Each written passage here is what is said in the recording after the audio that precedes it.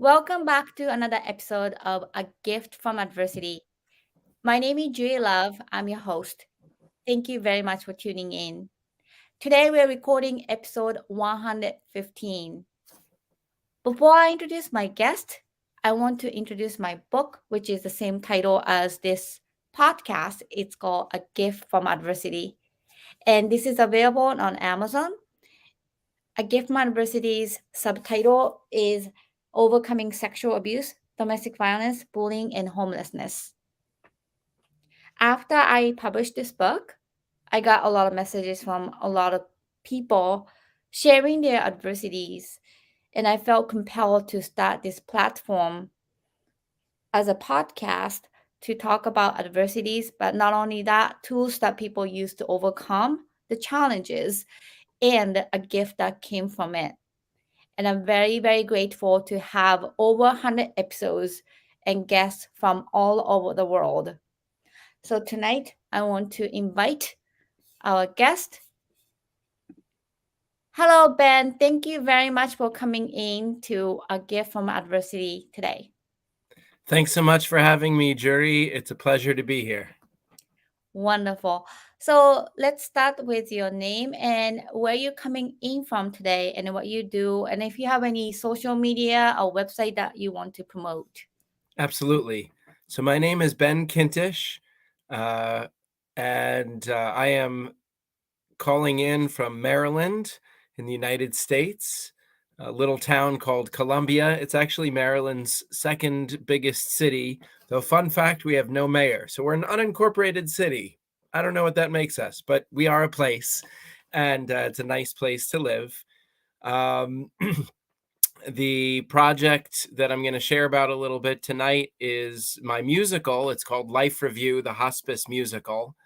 And it's a musical comedy inspired by my real life experiences as a hospice chaplain. The social media stuff for that, the website is Life Review Musical. That's all one word, LIFEREVIEW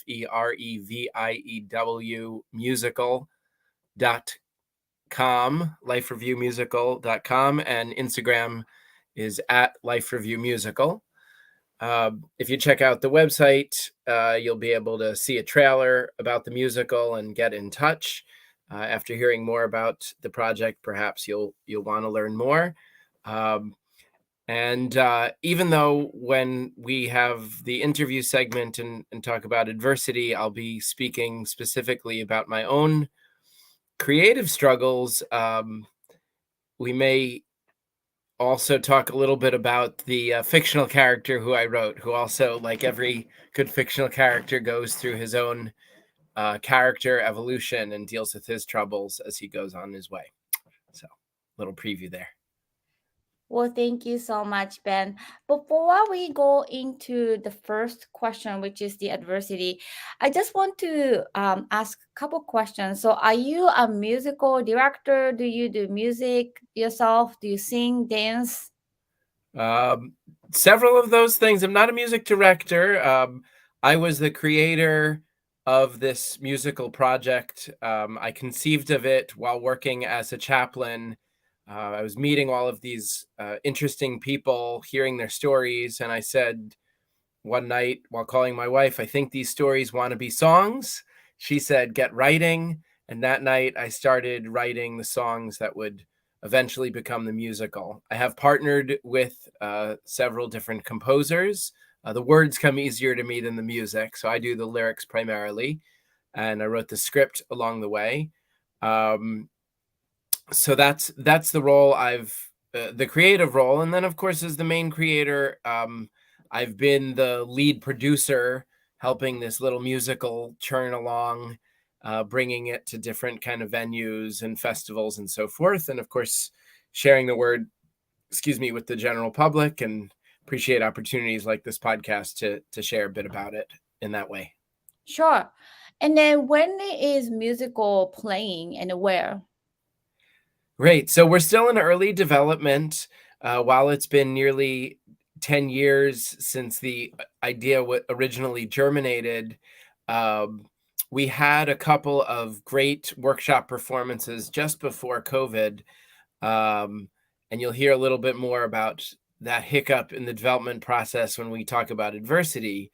Um, but since I guess you could call it the thaw from the pandemic, I had the pleasure of presenting a one-man version, a condensed version of the full-length work at the Asheville Fringe Festival. So did a couple of live performances there, and I'm now making arrangements this summer for live performances of different types in the fall, winter, and spring of the coming year. So part of the work of talking on podcasts is to build awareness and connect with people who haven't heard of my musical yet, and telling them about it a little bit. The project, like so many creative projects, it is vivid in my own imagination. I've seen it clearly for quite some time now, and now it's my job to help share it with people by sharing the music, sharing the stories, and inviting folks to discover more by checking out the website or following on social media. So I just want to share a fun fact that I was a lot of I did a lot of musical director gigs after I graduated from Berklee College of Music, and Oh, most of the wonderful. musical director jobs, thank you. Most of the musical director job was a piano player and a conductor, and then teaching choir and stuff. That it was a lot of Broadway shows, local theater like King and I, Gypsy, like famous ones, Into the Woods. But I just want to echo one project that I've done that was very, very special was called Surviving the Neon. And then it was created by Melissa Lee. And then she is Asian gay that featured about um, the struggle of Asian female who found that she was gay after coming to America and then Mhm. bringing her black girlfriend to Chinese New Year in China, and that's the musical. It's called Surviving the Nia. And then I remember meeting with Melissa. She was 19 at that time, and I Wow, remember having her musical score bits and pieces, and I remember helping her going into the full production. And amazing. Jonathan Larson, who passed, Oh, I creator know the of name, sure. Rent, the Yeah, musical Rent. His family started a foundation, Jonathan Larson Foundation. Then sure. Melissa Lee received $5,000 grant as a new musical, original musical. So we were able to utilize that grant, and then we had a full month of performance in Boston. So that was very, very Amazing. special. Wow. Well, it sounds like you and I need to have a conversation that won't be recorded for the general public to listen to talk shop and talk about musical development. But that's exciting that we have that commonality. I think I noticed something about music as I was looking at your Facebook profile and so forth, and I thought, oh, we have something in common. Yeah, that's awesome. That's awesome. Thank you. So, Ben, I appreciate you sharing about your musical journey, but let's dive into our first question, which is the Please. adversity. So, what was your adversity? I mentioned earlier that I've developed this musical, and things were going really well. We had one workshop in Portland, Oregon, with about 100 or so people. And then we had another workshop locally in Columbia, Maryland, with a more robust cast, with more songs, with more dialogue, 200 people, standing room only. And that was the most triumphant night of my life, other than my marriage and the birth of my daughter. And that was January 20th, 2020. So we know that 2 months later, all of live performance was shut down when the COVID pandemic came in. So the adversity I want to talk about tonight was a particular, what I would call creative adversity. The dream of my project, which had been at that point 6 or 7 years in development and fits and starts and the co-writes and the revisions and presentations and on, nearly 7 years leading up to this night that felt so triumphant, on January 21st, the following morning, I felt like I was walking on air. I was so buoyant and so excited about what would happen next with the project. And honestly, in February, I was spending the month making calls and emails and connecting with people who'd been in the audience and planning for the next moves. So nothing prepared me for the level of disappointment um, that came with the news that not only was there this terrible disease coming around, that was bad news, but for my particular dream that seemed to have been taking off on a rocket ship, well, it was now hitting a proverbial brick wall. Um, as I was preparing for this, I want to say, in in the world of chaplaincy, we are taught not to compare troubles and not to compare, to use your word, adversities. But as I got ready for this interview, Juri, I was thinking to myself, is my disappointment, is my adversity like anything compared to some of the other guests? And then I thought to myself, it's not really important because everyone's struggles when they're going through it are powerful and serious and momentous to them. And I can tell you that whatever judgy voice I use to evaluate the pain I went through, I can tell you there were a whole lot of tears shed over what was happening or not happening with my project. Um, and it wasn't all at once, right? If we recall the beginning of the pandemic, no one knew right from the beginning how awful it was going to be. Certainly no one in the performing arts community anticipated over a year of shuttered theaters and so forth. Um, so it was a very dark time. I think it was dark, um, both because of the dramatic. I'm doing this gesture. I know some of you are just listening and some of you are watching, but for those of you listening, I'm doing a little bit of a roller coaster gesture up and down. So the up, up, up, up, up, up, up, up, up, up, up was the exhilarating climb to that big performance, and the feeling that off of a standing room only performance after um, standing ovation, to be honest, and people hugging and kissing and crying and all of that love and exultation, it felt like for sure this thing was taking off. For sure this thing was ready to do great things. Um, and then the fall was not the exhilarating fall of a roller coaster, but more like the bottom falling out of an elevator shaft.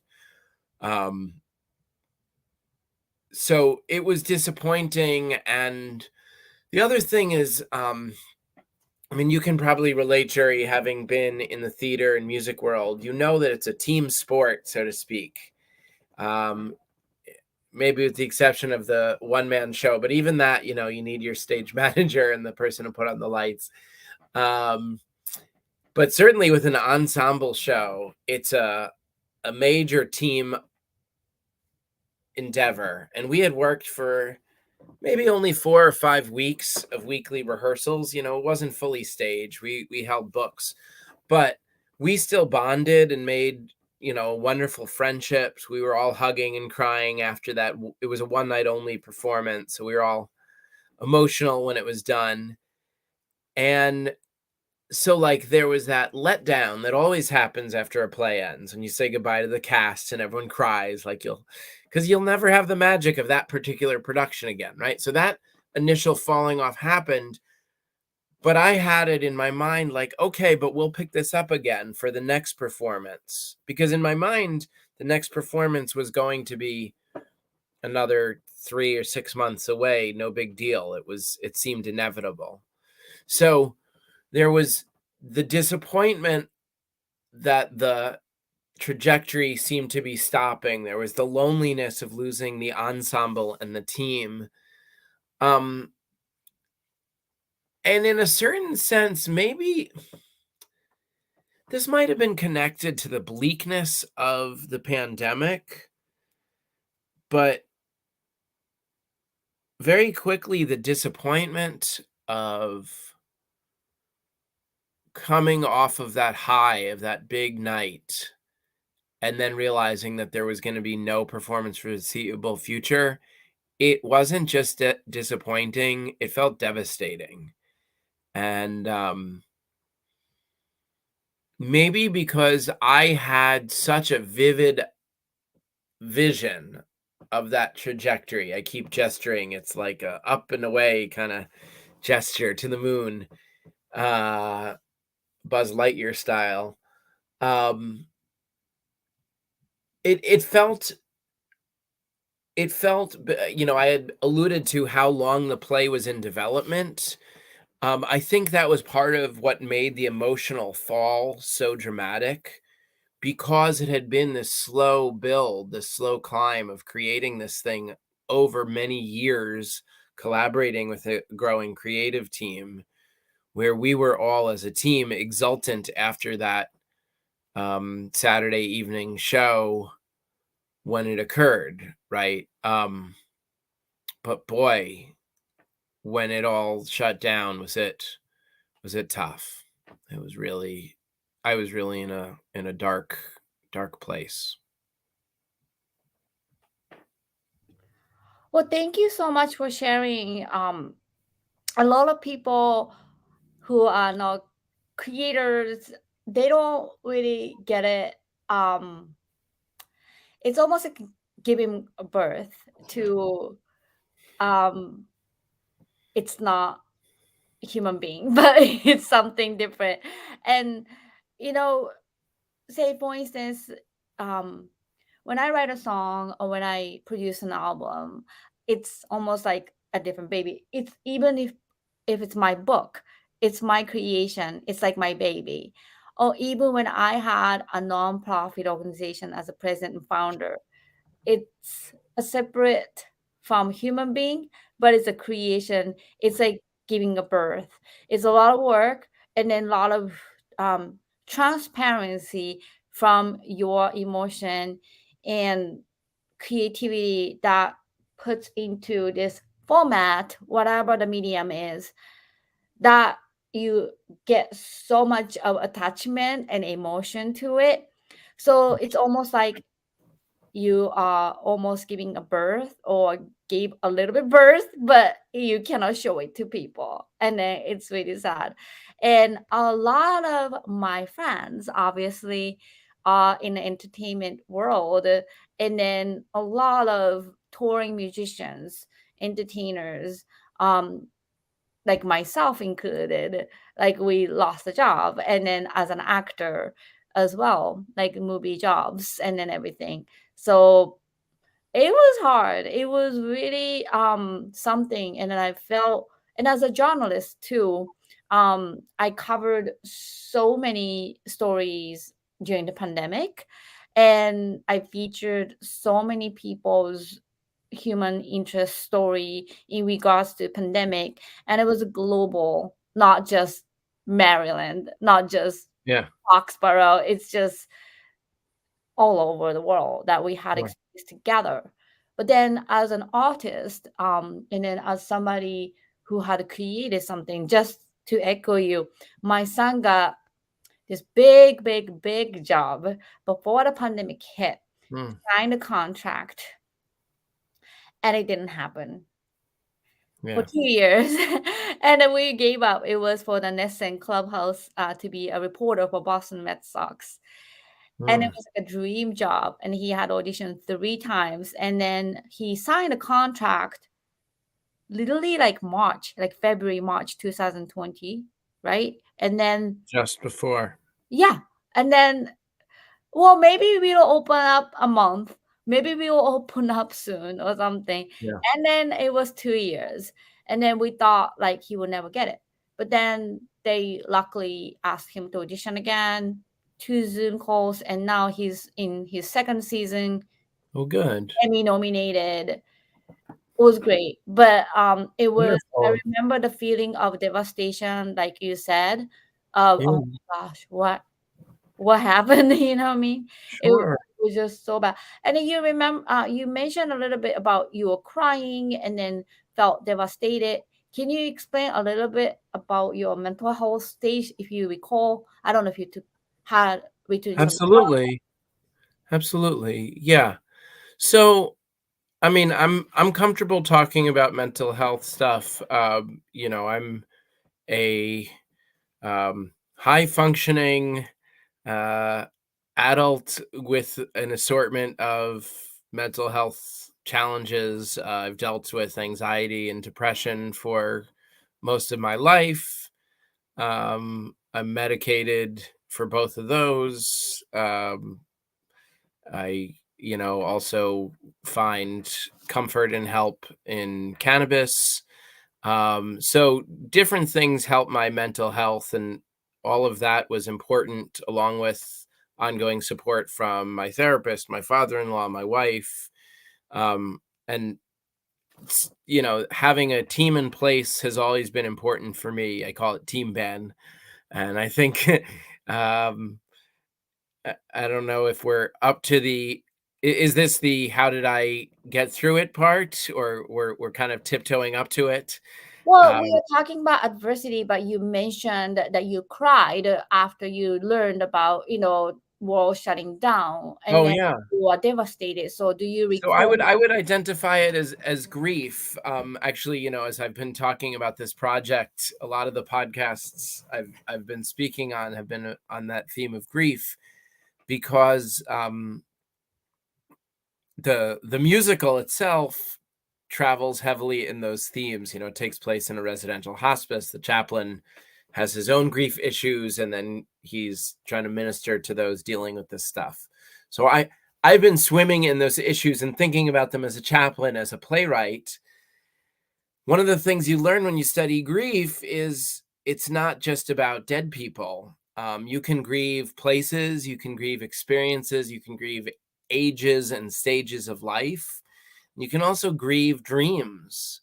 There's that famous, I think it's Lorraine Hansberry quote, "What happens to a dream deferred?" Um, and it's, y- you know, I have certainly cried in my life. I'm a sensitive flower, like so many, singer, actor, teacher types.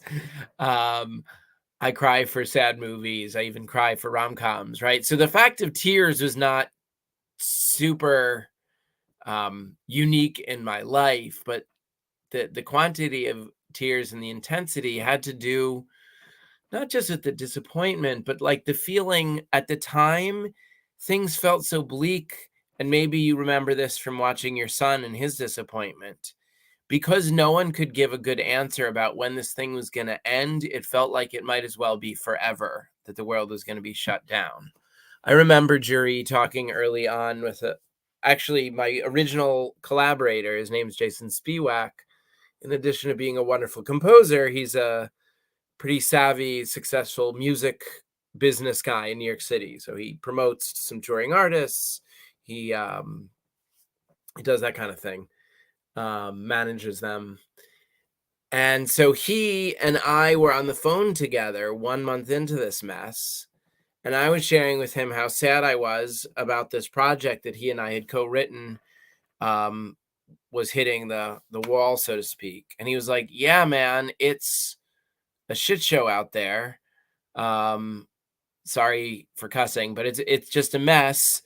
I mean, he was someone whose living depended on managing touring musicians, so he was making $0 all of a sudden, and talking about how he was on the phone every day trying to reschedule for next year, not knowing if those would eventually be scheduled for another year down the road. That was what he was busy with. And he said, "I've never been more depressed or more discouraged in this business ever, but I have to keep pretending that the future will eventually come and that eventually clubs will open up again. Because if I don't pretend that that's going to happen, I won't know what to do with myself." And um, that kind of like hopefulness, despite all the evidence to the contrary, seemed to be one of the techniques or tricks that we tried to use during that time. Well, thank you so much. It's not just entertainment business but say I worked at like the hotel and then venues and the restaurants, obviously, and I did Uber Eats, ton of Uber Eats during the pandemic, like thousands of them, and then the whole restaurant was shut down. And I remember like a lot of business actually closed down, or even like say preschools, Yeah. like like hotel, like wedding venues, like forget about it Hmm. because you can't have more than whatever the number of people. And then it was just so much of not knowing what's going on, and on top of it, Asian discrimination, Asian hate started to happen, and I'm Asian, obviously. And then it's it was just such a weird, you know, time. And then to be honest with you, I remember my daughter, like she has never been in a school without a mask until her first grade. She's never seen people without a mask for her social life Hmm. because it started with like essential, as I declared myself as essential worker, as a Uber driver, Uber Eats driver, because all of the entertainment business shut down. So one of the Massachusetts governor's PDF file, I looked at it and then saw that food delivery was one of the essential business. So I declared myself. And then I remember dropping my kids off at like essential emergency daycare. So then I realized when my daughter, when mask was off, like the first grade, and mommy, that teacher had mustache.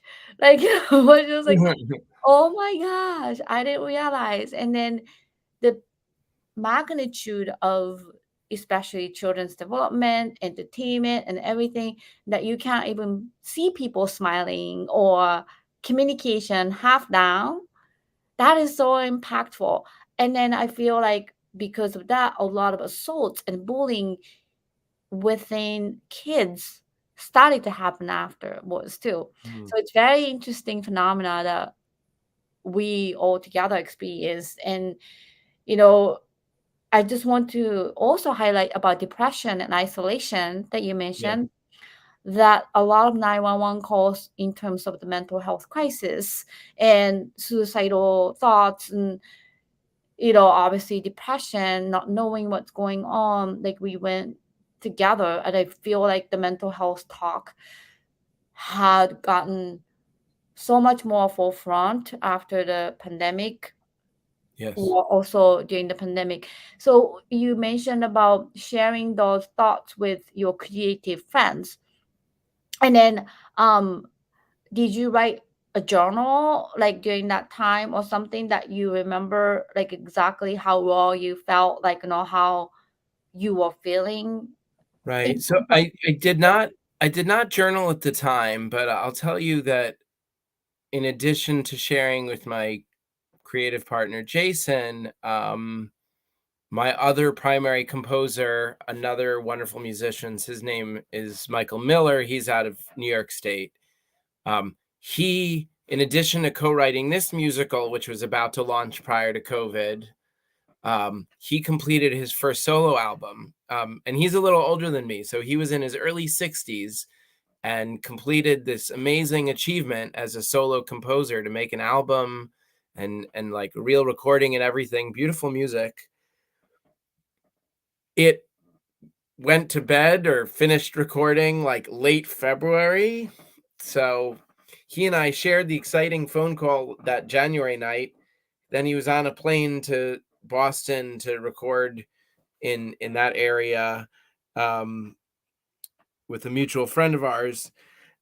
So he was also kind of on the cusp of his dream. I mean, he didn't have dreams of becoming like a major touring artist, but you make a recording, you want to share it with the world, you want to put on some concerts, you want to present it.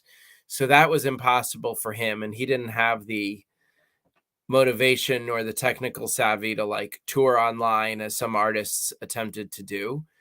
And then the other person, another creative person who supported me tremendously, I want to give a shout out to, was my coach. Her name is Alex Palting. And actually, I'm very excited to say that while she and I shared the dream deferred moment when she was my coach and I was on the other side of this back and forth, she told me in our initial conversation that she could relate because she's a professional actress. She had just been cast in an off-Broadway show, and then that contract got terminated because of the COVID. Well, I'm happy to say Alex created something during COVID that got picked up, and it's now at an off-Broadway women's theater festival. So a different work, but that's exciting for her. And I guess I mention it because she deserves to have a spotlight, and also because we all sort of went through this trial by fire, so to speak. And it certainly felt like a rupture and a major interruption, a pause on the dreams that we had, the pursuits that we were pursuing. So when I was working with Alex in the capacity of coach, the first few sessions were mostly about me feeling sad, and there were some tears shared over the Zoom calls. And she nodded knowingly and talked about how she could relate because she had her Broadway or off-Broadway dreams shattered as well. And then when she was ready for it, she said, "Okay, Ben, here's the big question. Do you want to take that project of yours and put it in the drawer and shut the drawer and then open the drawer when this thing is over? And that might not be for 1 year or 2 years or 3 years.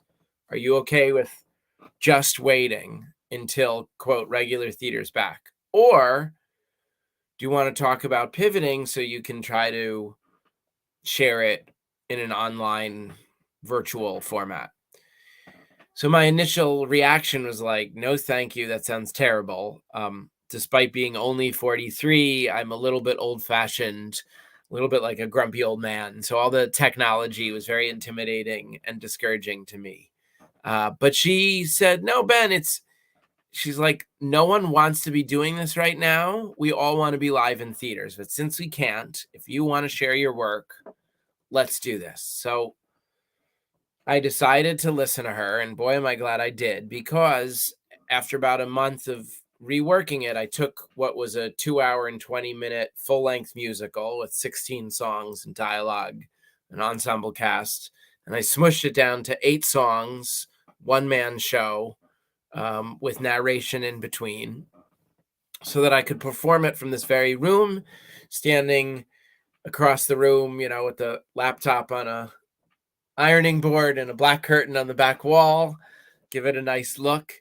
And I performed it in that condensed one-man version nearly a dozen times over the year and change that we were on lockdown, for all kinds of venues, including some professional conferences, some schools, senior center, hospital, that kind of different place. And I'll tell you that I didn't like it very much at first, performing for this little white dot. And I got used to it, right? Between the cabaret performances, and also at the time I was still working at my local synagogue. So I was leading worship through the computer once a week with my guitar, singing in Hebrew. And I just kind of developed that muscle that I think TV hosts and radio people have had for years, right? Being able to interact with that sort of disembodied listener or viewer. So that was a skill I had to develop. And I'll tell you, it was so important to be able to connect with audiences, even in that limited fashion. I mean, people would fill up the chat with like applause emojis or tear emojis or heart emojis or laughter emojis, depending on the kind of song. And that was nice to get that feedback. And then when it was done, I would X out of the meeting and kind of sit in that sort of post performance haze that a lot of us get. And it was remarkable to me because I wasn't putting it all out there in the way one does live in front of an audience. That, I think, kicks up another level of adrenaline, having that human interaction that you see and feel and hear. But I was surprised to discover that after I did this, you know, it's not even an hour, it's like 50-minute show, that I was wiped. I mean, it turns out singing 8 songs at a pretty good level and the lively banter in between, that's plenty to exhaust you. But I guess it was also just discovering that being fully in it as a performer, even in a virtual setting, was still high level performance. And of course, I always wanted to bring that best self to those performances. Um, so you know, it was it was an uncomfortable adjustment to switch from being in front of people to being in my lonely basement performing for the White Dot, but it was the best we could do at the time. And having those performances, um, even though they weren't the dream, it was something rather than nothing. And so the project was kept out of the proverbial drawer. The other strategy that Alex suggested that I move forward with was spreading the word and planting seeds for the future. And I did better at spreading the words and planting seeds. It felt difficult to kind of make plans, not knowing when those plans could come real. But what I could do is talk about the thing a lot on podcasts. And I got involved with Instagram and found that a lot of podcasts had Instagram accounts and I could connect. And because my story is kind of unique, a lot of people responded. And so if anyone checks out my website, if you're interested in learning more about the project, you have at least 10 or maybe more by now podcasts to choose from with different focuses. But, again, it's been wonderful to talk about the project, not knowing who might hear it. That's been some important advice that I've heard repeated by a lot of smart, creative people, to talk about my project again and again as if it's still exciting to me and still new to me, because my audience hasn't heard about it before, even if I've been talking about it for like 10 years now. So I try to remind myself of that as I share. And, it's, again, acknowledging that the conversation through this funny looking microphone or through the laptop, not as lovely and lively as being in person, face to face. And maybe if I'm lucky someday, Juri, I'll get to meet you face to face in Boston or thereabouts. But short of that, I think one of the upsides of the COVID time is discovering just how connected we can be through the computer, through the podcast, through the virtual whatever. My wife and I were just laughing the other night about the wacky Zoom dance parties. Did you ever go to one of those, Juri? Okay, so my brother hosted like a dance party for his birthday during COVID, and it was really silly. And then like the host could highlight one person, so then you'd like get up to the camera and do some silly moves, like on one of those Soul Train kind of shows. But we were remembering it, like the whole notion of dancing for the computer was totally absurd, but it was like a fun thing that we did because we couldn't do anything else and we wanted to have a party. I kind of think the same way about those performances at the time. But here's the crazy thing. Now it's just sort of something that people are used to. So as I'm spreading the word on all these podcast appearances this summer, Juri, I'm telling people to get in touch to book me for a live performance or a virtual performance, because I can do either. And that's sort of an exciting new thing for performers, that we are able to be so nimble that, if you were to message me tonight, Juri, about appearing tomorrow afternoon, I can see if I'm free, and I can make it happen. So that's an exciting upside from the pandemic, becoming skilled at working the camera and doing the virtual performance, making these connections through Instagram, through podcasts, and so forth. Um, and now I'm happy to say we've come out the other end, and I've begun doing live performances. I was selected to appear at Asheville Fringe Festival this spring, which was exciting, and I got to perform twice there to good acclaim from nice audiences. And I hope to appear at the local fringe festivals in DC and Baltimore in the coming year, as well as arranging some other performances of different types. So I'm keeping the project going, and I'm excited and motivated about that. And so, to return to your kind of meta theme here, part of making it through the adversity was staying connected with my community. In my case, there was my existing support network, what I call Team Ben, and that was, wife, daughter, father-in-law, and then therapist, maybe an old childhood buddy. Those people are the kind of people I would reach out to just in general in life. Um, and then, because this particular kind of adversity had the specificity of the creative struggle and disappointment, connecting with the two composers, Jason and Michael, on a regular basis throughout the pandemic was important for all three of us. I think at one point we even did like a group call and laughed about our shared miseries.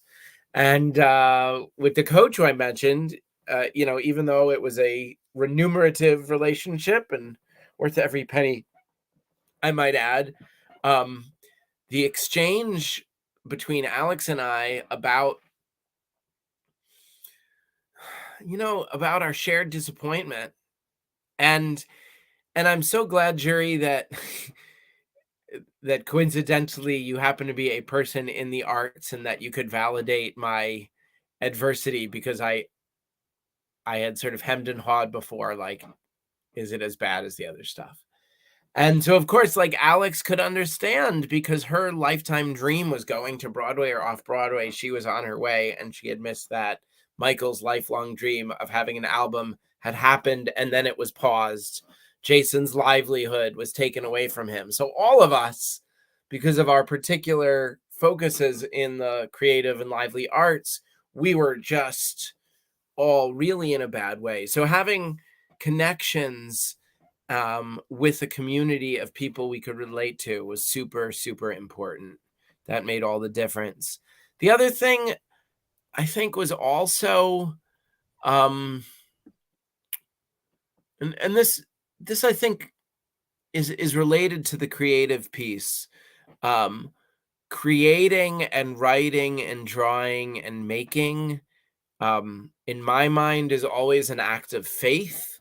In fact, in my musical, we use some botanical metaphors where the main character is planting daffodils in the opening scene, and they bloom in the final, in the end of the play, a symbol of hope, despite all of the losses that have transpired. So I, I tend to think that creative people, when we write a song, when we take an idea from our brain and then what is it? Connect the pencil to his temple, um, and then write it down. Um, it's an act of creation, and it's an act of faith, believing that your idea is worth taking from brain to paper, and then, if you're brave enough, from paper to out loud, or paper to audience, or paper to sharing. Um, and I say faith because you have to believe that it will be received and welcomed. Um, I used to, in my former life as a clergy person, I would often teach sermons on various botanical metaphors because I happen to love gardening and trees and whatnot. And they're big in Judaism. You know, the tree of life is a symbol for the Torah, or a nickname for the Torah. Anyway, there's a famous story about an old man who plants a carob tree by seed. And a young man sees him and teases him and says, "You silly old man, why are you planting that tree? You won't live to eat its fruit." And the old man says, "Well, I enjoy fruit today because an old man planted a tree before he died." And that's sort of big picture planting. But part of what I love about that is you never know when you plant the seed of your creative works how it might grow and who it might impact. Um, but we still have faith that it's worth doing and worth putting out there in the world. So, you know, even though things were unknown and we all felt like we're in this weird creative purgatory, one of the things that helped a lot of us, present company included, was to keep creating. So I found a new friend to collaborate with in a Facebook musical theater group, and we started writing a new musical. It hasn't gone that far, but we co-wrote a few songs, and that felt fun. And we worked on a few other projects. And I know I was doing a bunch of sketching and was listening to a lot of music and reading a ton. And but there, even if I couldn't go see more theater, I could listen to more theater, like more soundtracks and so forth. So part of, um, there was definitely a little bit of pressure out there, like, what are you going to do with your time at home? But I tried to respond to that opportunity by really going deep into this new focus in my life. Like, I'd always loved theater, but this was my first musical. So I said, like, all right, well, I've got some extra time. How can I go deeper into this? So I tried to really become a student of musical theater, and I listened to a ton of scores that I hadn't before, and I read books about it, and I listened to on audiobooks to memoirs and so forth. Watch movie musicals that I could get my hands on streaming and so forth. Um, So Ben, because I just want to yeah, stop a little bit that's because fine. so we are going into the second question a little bit. So I want to segue into the second question. You Oh, kind of please. shared a little bit, but my second question on this podcast, which is the tools that you use to overcome adversity. So I know you kind of mentioned a little bit during the first question, but what are the top tools that you use to overcome the adversity that you can share with the audience? I'd say the top tool was finding my community and embracing it. Um, in my case, the community included my creative team, my fellow composers, and my coach. Um, and it also included my pre existing support community, what I'd mentioned earlier, Team Ben. And not being afraid to reach out to them.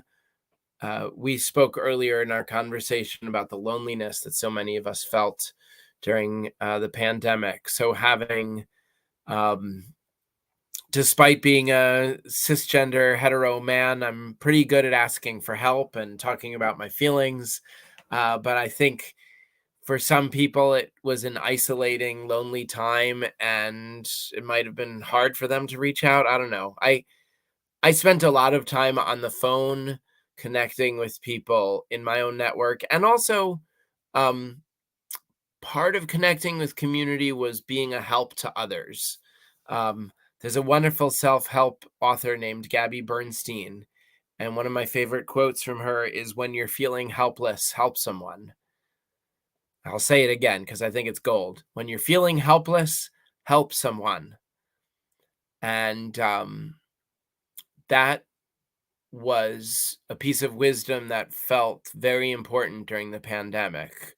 For instance, when I felt lonely and when I felt like I didn't know what to do next, I had a list of congregants from the synagogue where I had been working who were older, who were a little bit lonely, who needed to be checked up on. So I could go for a walk, put my headset in, my phone in the pocket and give someone a call, give myself some exercise, and know that that conversation extending my company through the telephone to someone who is stuck at home would brighten their day. And um, all that nice feelings coming off of them would help to brighten my spirit as well.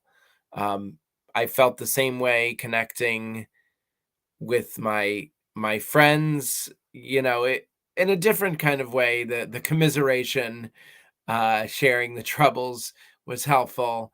Um, and then I guess the last piece of the community that I kind of alluded to in passing earlier, there were new ways to connect during COVID that a lot of us discovered. The synagogue where I was still working, we quickly pivoted to virtual worship. So in that role, I was using my voice and my skills as a prayer leader with the new tech adaptation to create connection within a community of people spread out. We couldn't gather in the synagogue sanctuary anymore, as had been customary previously. So it was a wonderful thing that we were able to gather, especially when so many people talked about feeling isolated and lonely. That felt like an anchor to every week. Friday afternoon, getting ready for my Friday evening service, and then greeting everyone warmly, kind of looking into the screen like, hello, seeing who's in there. Finding that community really made all the difference. Well, thank you so much for sharing that. So, my last question is a gift that came from the adversity. So, Ben, what would you say a gift that came from your adversity? Hmm.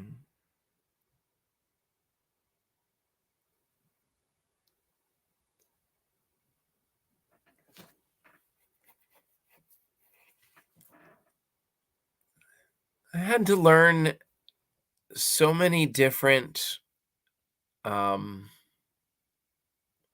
it wasn't just new things, but it was some pretty major changes in how I was going to do this project, how I was going to move forward.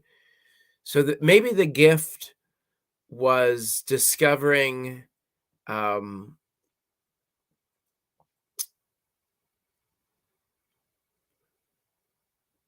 it was like discovering that one, I didn't, I mean, let me preface this by saying I knew that I didn't have all the answers.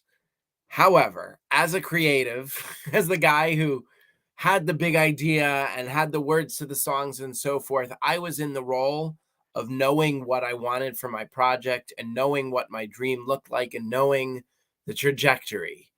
So, realizing when this external thing happened, the pandemic happened, and everything was, our whole realities was shaken up. Um, Walking through these troubles, um, and making it through successfully, I was only really able to do it leaning heavily on others. And while leaning heavily on them, also kind of standing up tall. It's a mixed metaphor, perhaps, but with the help of others, standing up tall again, perhaps, um, to do something new that I couldn't. I mean, I was laughing about how I'm 43, but I was a real like technophobe. Um, when the same coach said you should try Instagram, I was like, I don't do Instagram, and she's like, you don't do Instagram yet, and now it's like a very important part of my project. But that took a few years of experimentation and learning and so forth. Same with being skilled on the computer through that white dot. Like that took a lot of practice and getting over the hurdle of the tech phobia, the anxiety about that, the awkwardness. But with the encouragement of my team, and I guess also kind of slogging through it. This doesn't feel like particularly novel advice, but there's a favorite musical theater lyric I like to quote from the brilliant Avenue Q, that is the R-rated puppet musical, for those who don't know. And there's a very funny song called It's Only for Now. And I found myself singing that again and again during the pandemic. Like, it felt horrible to not be able to do what you wanted to do, but it was only for now. Now, we didn't know how long only for now was going to last. It lasted longer than we wanted, but I think for all of us who lived through that crazy time, to me, one of the biggest lessons is that most of us can make it through nearly anything one day at a time with the help of our loved ones, with the help of our team. So, the particular adversity that I dealt with might have been unique, but I think all of us had a rupture to our lives in some kind of way during that unusual time. And, I think it was a reminder of how important community is. The other thing that I just want to bring up that comes to mind, this time, the sort of global time of pandemic, not just the Ben Kintisch experience of it, I think a lot of us were paying attention to illness and mortality with closer attention than had previously been seen. And that's been important for my work as a chaplain, as a purveyor of a musical that deals with mortality, death and dying, and so forth. So that's been sort of an unexpected additional gift from the adverse time that was COVID, that people seem more ready to have those difficult conversations. Well, thank you very much. And then I really wish you all the success and all the network that you had built during the pandemic, even virtually, would continue to blossom. And then a lot of us, like you said, had learned how to live virtually. But now, after the pandemic, mixture of those are benefiting a lot of us as an artist as well. So I Sure. really wish you all the best Thank you. and continued your success. Thank you so much, Jerry. Absolutely. And thank you to our audience for tuning into A Gift from Adversity. We'll see you next time.